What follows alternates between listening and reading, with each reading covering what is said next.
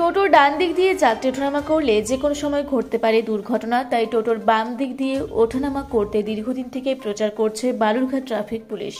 বেশ কিছু টোটো চালক টোটোর ডান দিক দড়ি বা রড দিয়ে বন্ধ করে দিলেও বহু টোটো ডান দিক খোলা রয়েছে, ফলে জনবহুল রাস্তায় হঠাৎ করে যাত্রীরা টোটোর ডান দিক দিয়ে ওঠানামা করতে গিয়ে পড়ছে দুর্ঘটনায়। সেই কারণে দিন কয়েক আগে থেকে আবারও প্রচার করে বালুরঘাট ট্রাফিক পুলিশ, কিন্তু সমস্ত টোটো চালক তা মেনে না চলায় এদিন অভিযান শুরু করে বালুরঘাট ট্রাফিক পুলিশ। যে সমস্ত টোটোর ডান দিক খোলা রয়েছে রাস্তায় তা ধরে টোটোর ডান দিক বন্ধ করে দেওয়া হচ্ছে। রীতিমতো স্টিলের রড ঝালাই করে টোটোর ডান দিকের ওঠানামার জায়গা বন্ধ করতে দেখা গেল ট্রাফিক পুলিশের পক্ষ থেকে।